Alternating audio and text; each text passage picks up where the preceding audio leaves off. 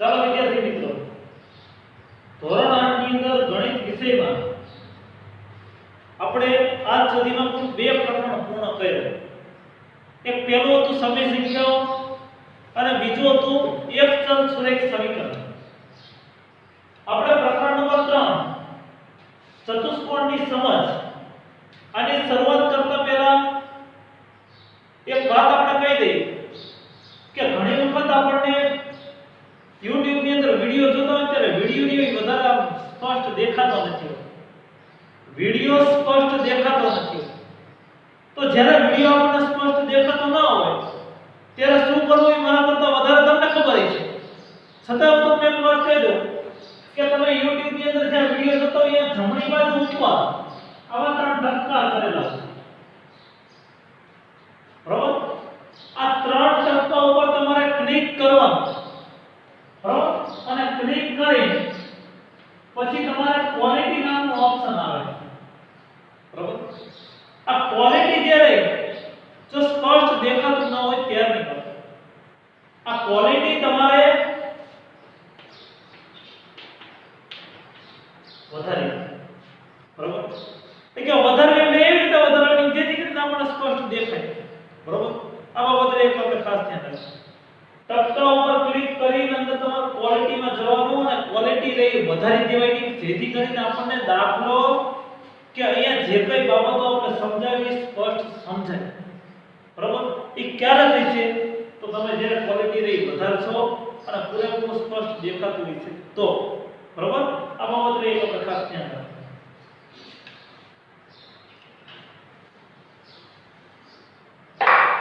હવે પ્રકરણ નંબર 3 છે ચતુષ્કોણની સમજ. તો સૌપ્રથમ આપણે એક બાબતની સમજી લઈએ.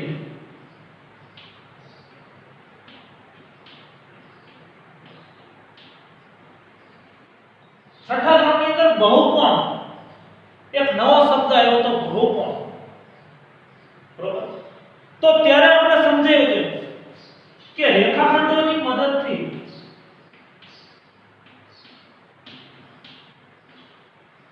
બરોબર અહીંયા જે વ્યાખ્યા લખું છું એ બધી છઠ્ઠા ધોરણમાંથી બેઠે બેઠી જ છે. બરોબર? આમાં આપણને એમ થાય કે એકબીજા ધોરણો એકબીજા સાથે કનેક્ટ થઈ છે તો કનેક્ટ હોય. આ બહુકોણ શબ્દ તમારે જો વિચારવો છઠ્ઠા ધોરણની અંદર પણ આવતો. તો ત્યારે આપણે સમજાયું કે રેખાખંડોની મદદથી બનતી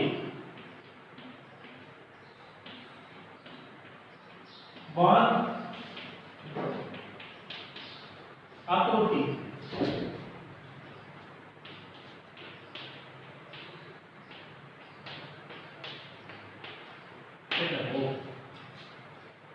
બરોબર?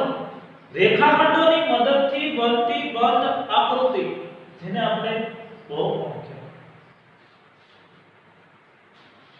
આને રેખાખંડ કહેવાય નહીં. આને રેખાખંડ નહીં કહેવાય. આને રેખાખંડ કહેવાય. આને રેખાખંડ કહેવાય. હવે શું કીધું છે કે રેખાખંડોની મદદથી બનતી બંધ આકૃતિ.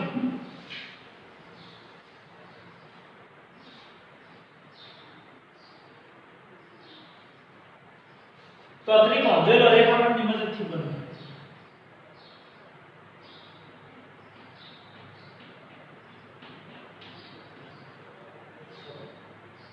કમ્પ્લીટ.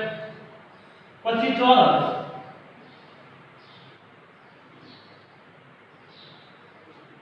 તો એ પણ બહુકોણ છે.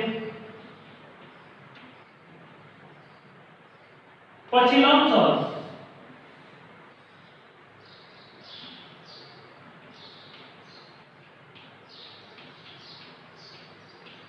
આ પણ એક પ્રકારનો બહુકોણ જ છે ને. જો એની રચના એ રેખાખંડની મદદથી થાય. લંબચોરસ બને કઈ રીતે? રેખાખંડની મદદથી. પરંતુ આવી આકૃતિ આપેલી હોય તો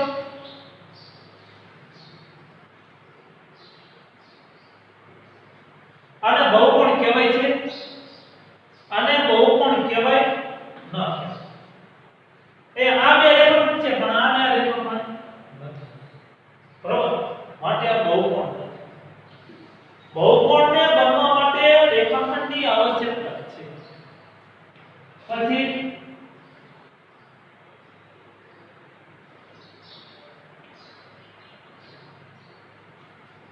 पंचकोण,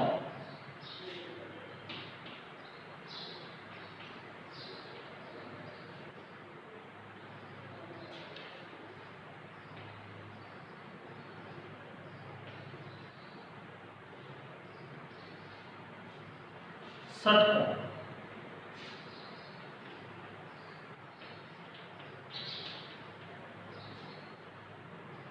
बरोबर। आ ચોરસ ઈ પણ એક પ્રકારનો ચતુષ્કોણ જ છે, આ ચતુષ્કોણ જ છે। ચોરસ, લંબચોરસ, સમાંતર બાજુ ચતુષ્કોણ, સમબાજુ ચતુષ્કોણ, સમલંબ ચતુષ્કોણ, આ બધા ચતુષ્કોણના પ્રકાર છે જે આપણે જાણી ચૂકેલા છે, બરોબર। તો આ બધા એક પ્રકારના બહુકોણ છે, ચતુષ્કોણ છે, ત્રિકોણ છે, બરાબર, પંચકોણ છે, ષટકોણ છે, પછી સપ્તકોણ, અષ્ટકોણ, નવકોણ, દસકોણ, બરાબર। એટલે આ બધા એક પ્રકારના બહુકોણના ઉદાહરણ છે।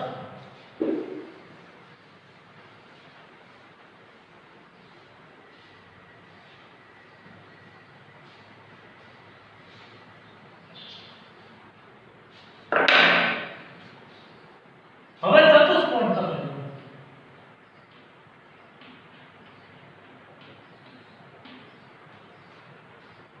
ચાર બાજુ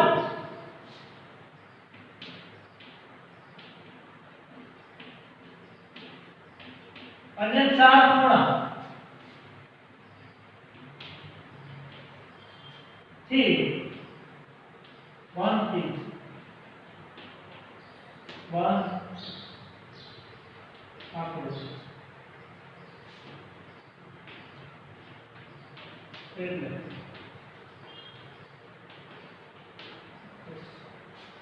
બરાબર।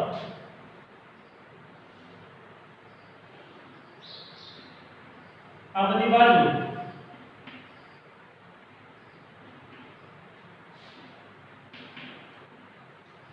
આ બાજુ આ બાજુ કેટલી બાજુથી ચાર બાજુ, આ ચાર ખૂણા,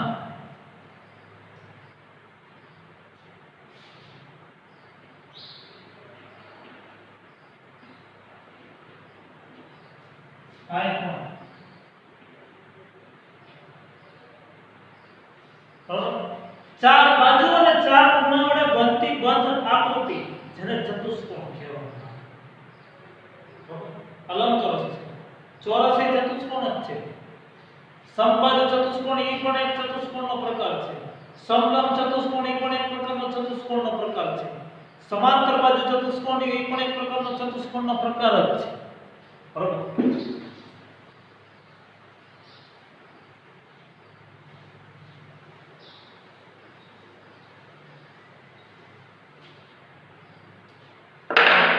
હવે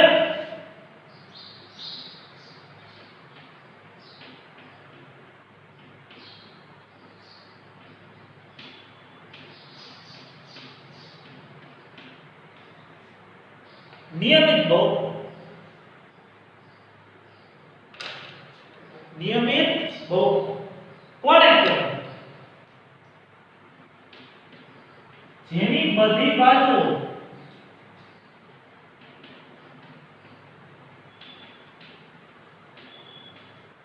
અને બધા ખૂણાઓના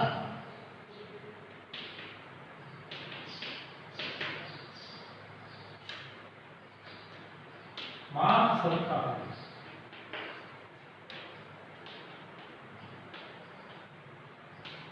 તેને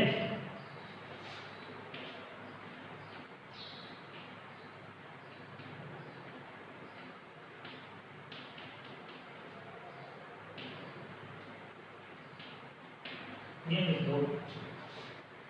બધી બાજુઓ અને બધા ખૂણાઓના માપ સરખા હોય, બધી બાજુઓના માપ સરખા હોવા જોઈએ, બધા ખૂણાઓના માપ સરખા હોય તો તેને નિયમિત બહુકોણ કહેવાય। દાખલા તરીકે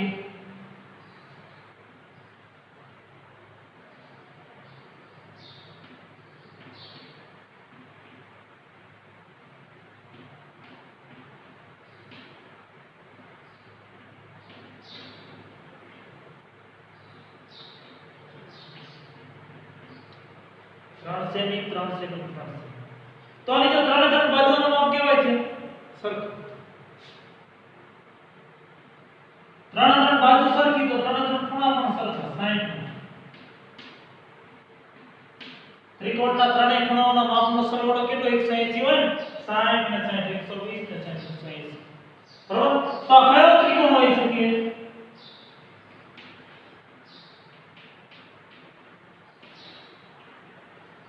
સમબાજુ ત્રિકોણ. આ પણ એક પ્રકારનો નિયમિત બહુકોણ છે જેની ત્રણે ત્રણ બાજુઓ અને ત્રણે ત્રણ ખૂણાઓ સરખા છે. પછી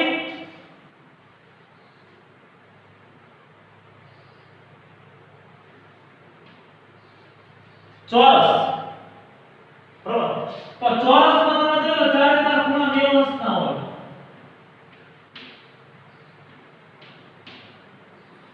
ચારે ચાર ખૂણા કેવા હોય? 90 અંશના. બરાબર. ચારે ચાર ખૂણા કેવા 90 અંશના હોય? અને ચારે ચાર બાજુઓ એ પણ સરખી હોય.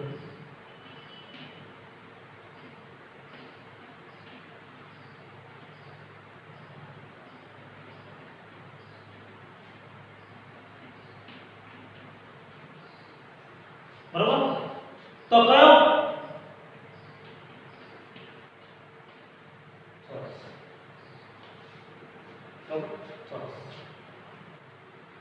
પછી પંચકોણ. એની બધી બાજુઓ બધા ખૂણાઓ પણ સરખા દોરી શકાય. પછી નિયમિત ષટકોણ એ પણ લઈ શકાય. બરાબર. તો સમબાજુ ત્રિકોણ છે, ચોરસ છે, નિયમિત પંચકોણ, પછી નિયમિત ષટકોણ. બરાબર. જેના બધી બાજુઓ અને બધા ખૂણાઓના માપ સરખા હોય તેવા બહુકોણને નિયમિત બહુકોણ કહેવાય.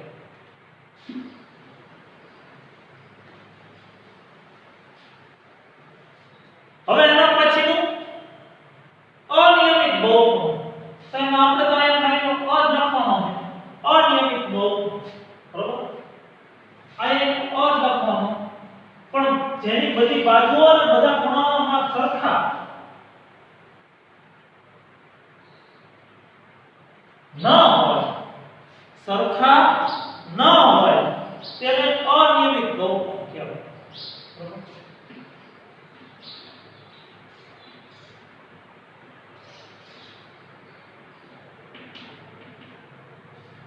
જો આમાં બાજુ સરખી છે, આ બે બાજુ સરખી ને આ અલગ છે, આ બે ખૂણાના માપ સરખા છે ને આ અલગ છે.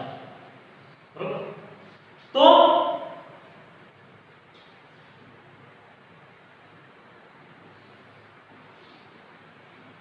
લો આ બે બાજુ સરખી છે, આ બે બાજુ સરખી છે, પરંતુ આ અલગ છે. બરોબર. આ બે બાજુ મોટી અને આ બે બાજુ નાની છે. તો આને નિયમિત બહુકોણ કહેવાય નહીં. તો કેવો અનિયમિત બહુકોણ કહેવાય? અનિયમિત બહુકોણ કોઈ લંબચોરસ. આના ચારે ચાર ખૂણાઓ સરખા હોય પરંતુ ચારે ચાર બાજુઓ સરખી હોતી નથી.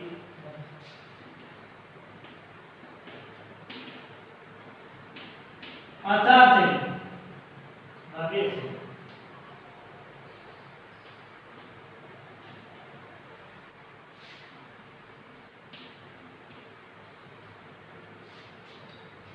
આની જો ચારે ચાર બાજુઓ સરખી નથી હોતી માટે આ બહુકોણ જે રહ્યો એ કેવો અનિયમિત બહુકોણ છે. બરોબર. જેની બધી બાજુઓ અને બધા ખૂણાઓ સરખા ન હોય તેને બધા ખૂણાઓ સરખા હોય પણ બધી બાજુઓ સરખી ન હોય તો એ અનિયમિત કહેવાય. બરોબર.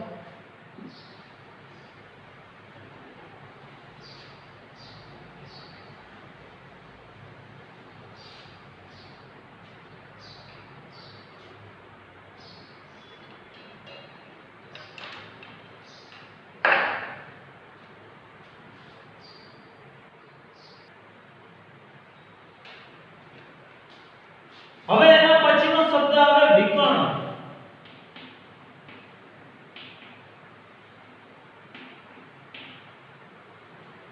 તો વિકર્ણ કોને કહેવાય?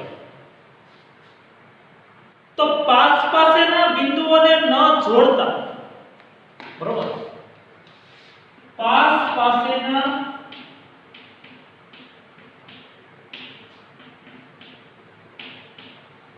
બિંદુઓને ન જોડતા, ન યાદ રાખજો, ન જોડતા મળતો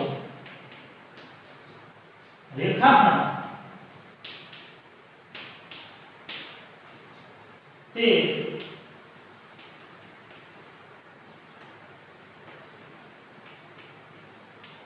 વિકર્ણ કહેવાય. પાસ પાસેના બિંદુઓને ન જોડતા મળતો રેખાખંડ એ એટલે કે વિકર્ણ. દાખલા તરીકે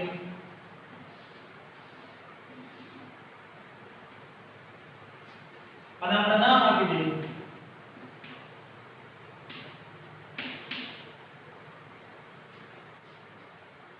પાસ પાસેના બિંદુઓને ન જોડતા, આની પાસે જો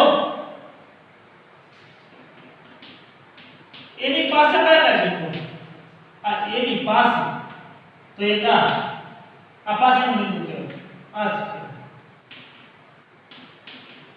છે એની પાસેનું બિંદુ કયું, બી અને ડી. હવે બી ની પાસે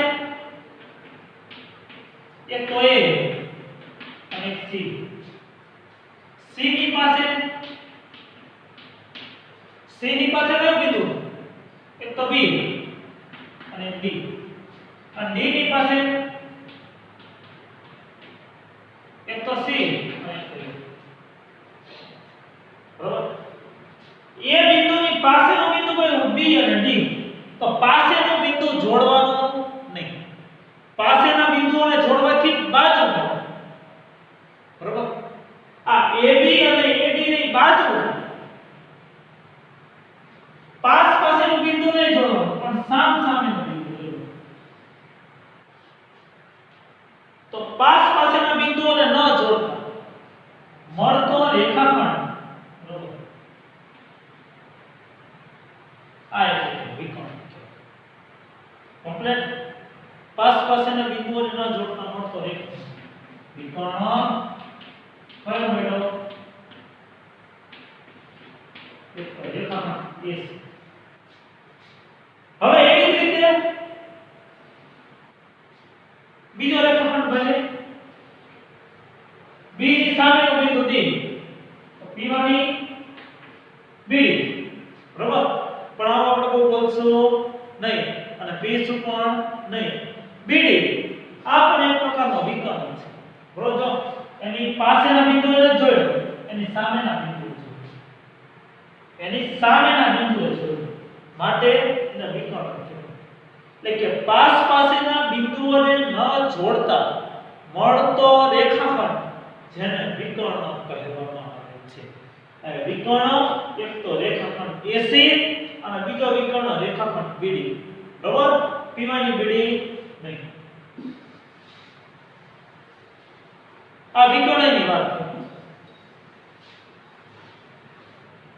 હવે આપણે એમ કે ભાઈ ચતુષ્કોણમાં કેટલા વિકર્ણ હોય?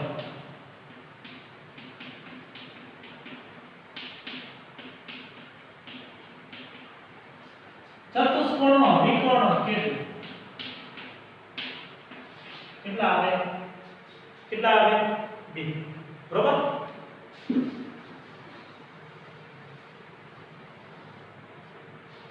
હવે જે આપણે આકૃતિ લઈએ, પંચકોણ લઈએ, એમાં કેટલા વિકર્ણ?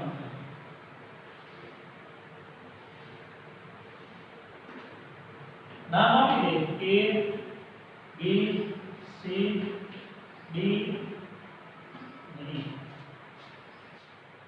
વિકર્ણ કેટલા તૈયાર કરવાના છે? પંચકોણ છે.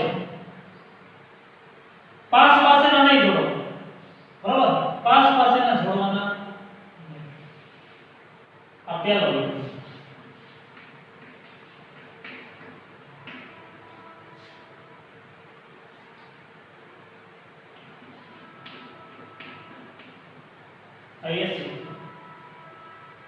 પછી બીજો વિકર્ણ એ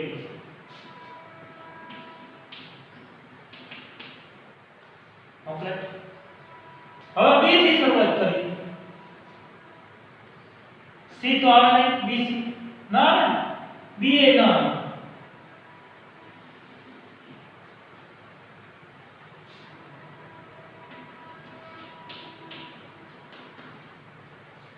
ત્રીજો બીડી અને બી ચોથો કયો છે બી બરાબર હવે સી થી શરૂઆત કરીએ આપણે તો જો ડી સાથે નહીં જોડી શકાય બી સાથે નહીં જોડી શકાય એ સાથે તો જોડાઈ ગયો એટલે ઈ વિકર્ણ આવી ગયો હવે ઈ ફરીવાર નહીં લેવાનો ઈ ફરીવાર ગણાય નહીં તો જો સી થી સી પણ વિકર્ણ થાય સી પણ વિકર્ણ થાય ને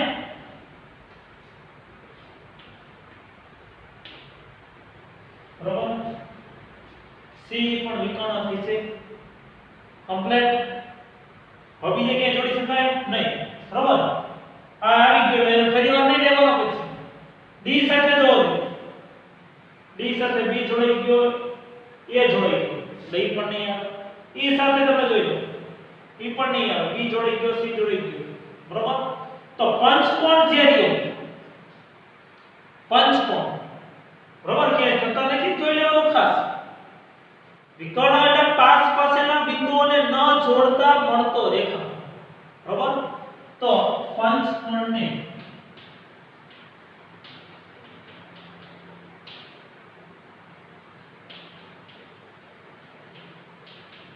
પાંચ વિકર્ણ કેટલા વિકર્ણ પડે આનું સૂત્ર અને સૂત્ર દ્વારા વિકર્ણોની સંખ્યા કઈ રીતે શોધી શકાય એ પાછો આપણે સ્વાધ્યાય જ્યારે આવશે ત્યારે સમજાવશું બરાબર તો આ વિકર્ણોની વાત થઈ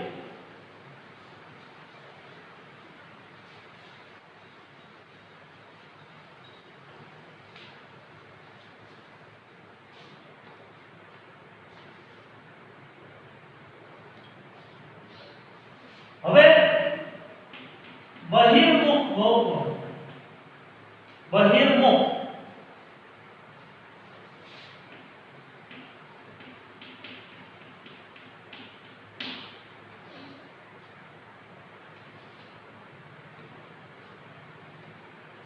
તો જે બહુકોણના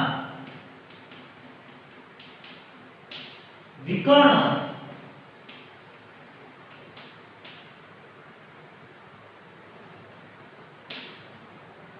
વિકર્ણ બહુકોણની અંદર આવેલા હોય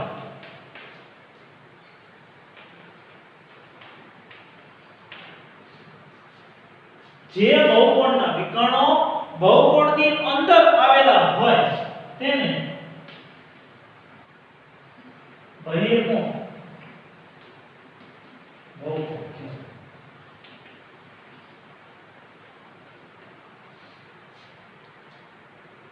બહિર્મુખ બહુકોણ કહેવાય કઈ રીતે જોઈ લો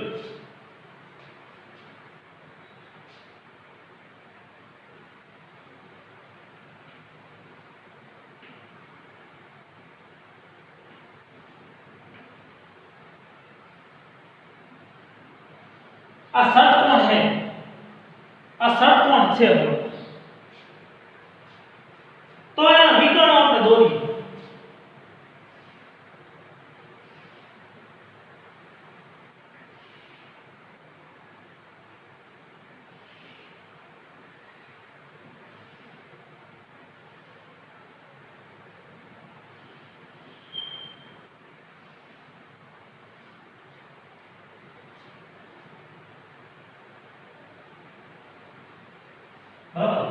તો આના વિકર્ણો જો બધા અંદરની બાજુ જ આવેલા આના વિકર્ણો જો બધા કઈ બાજુ અંદરની બાજુ આવેલા વિકર્ણો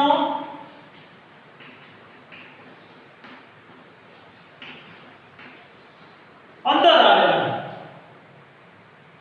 હજી એક ઉદાહરણ આપું છું તો આના વિકર્ણો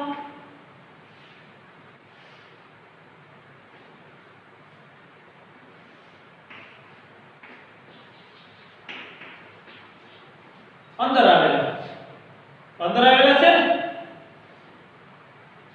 વિદ્યા આકૃતિ આપો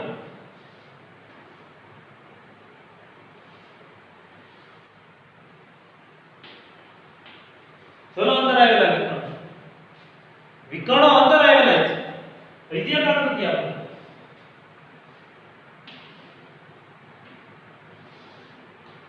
આમાં વિકર્ણો તમે જોઈ લો અંદરની બાજુ આવેલા છે તો જે બહુકોણના વિકર્ણો રહ્યા તે અંદરની બાજુ આવેલા હોય બહુકોણની અંદર આવેલા હોય તેવા બહુકોણને બહિર્મુખ બહુકોણ કહેવાય કેવો બહિર્મુખ બહુકોણ બહિર્મુખ એટલે જેનું મોઢું બહારની બાજુ આ પણ દેખી શકાય બરોબર આનું મોઢું તો બહારની બાજુ આની બહારની બાજુ આની બહારની બાજુ આની બહારની બાજુ બહારની બાજુ આમ હે ને તૈયાર રહી મુખ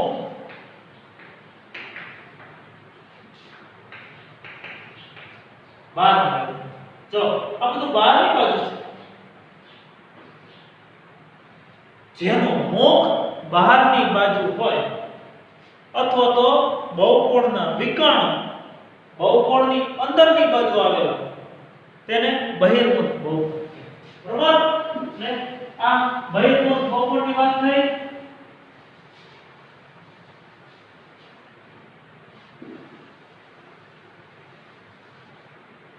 હવે અંતર્મુખ બહુકોણ કેવો અંતર્મુખ બહુકોણ જે બહુકોણના વિકર્ણો બહુકોણની બહાર આવેલા હોય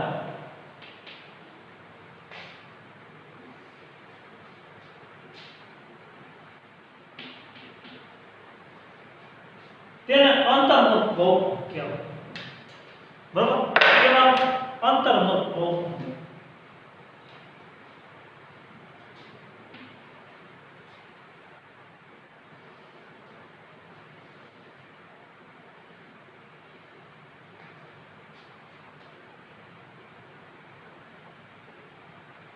જોઈ લેજો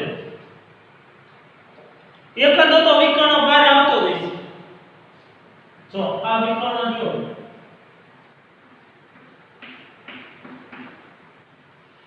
આ વિકર્ણ બહારની બાજુ આવે વિકર્ણ બહારની બાજુ આવે ને બહારની બાજુ બરાબર આ બધા અંદરની બાજુ આવે પરંતુ અહીંયા જો બહારની બાજુ અહીંયા તમે જોઈ લો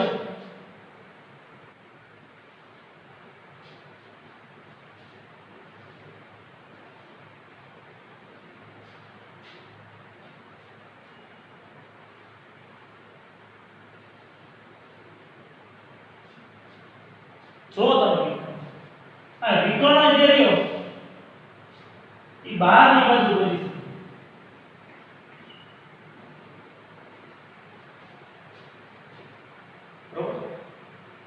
ખબર પડી અથવા તો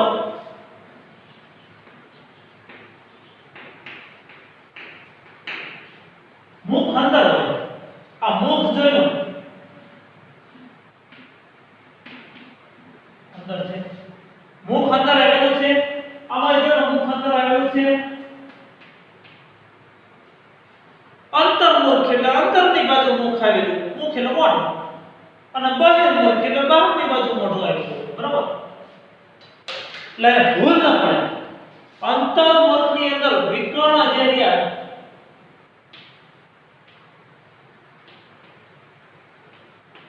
ક્યાં આવેલા હોય બહાર ચાલો બહિર્મુખમાં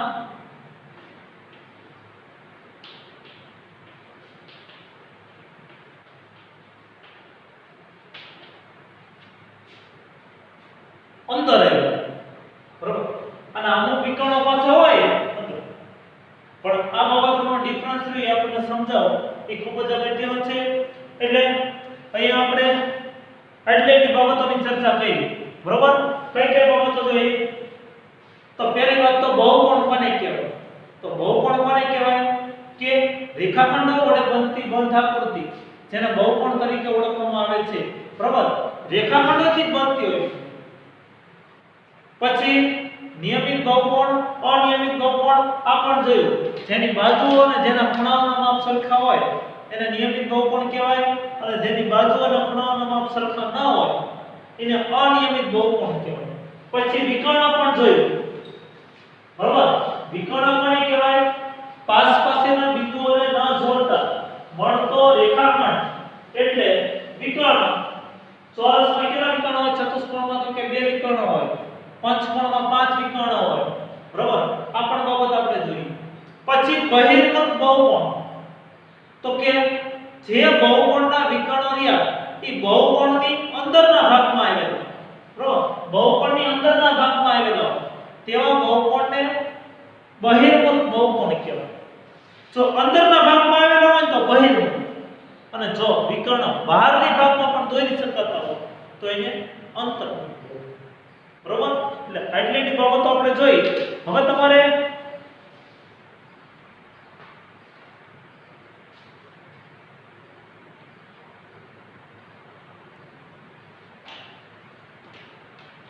લેસનની અંદર 21 થી 30 સુધીના ઘડિયા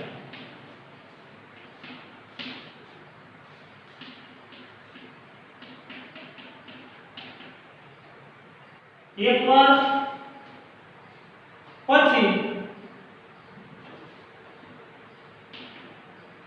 વ્યાખ્યા લખો. એમાં પહેલું બહુકોણ,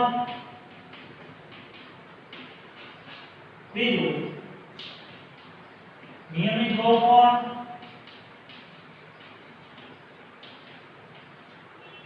ત્રીજું અનિયમિત બહુકોણ,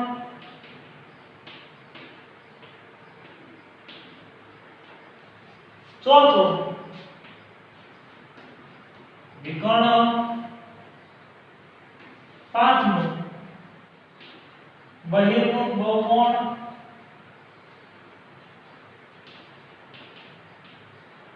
છઠ્ઠું અંતર્મુખ બહુકોણ.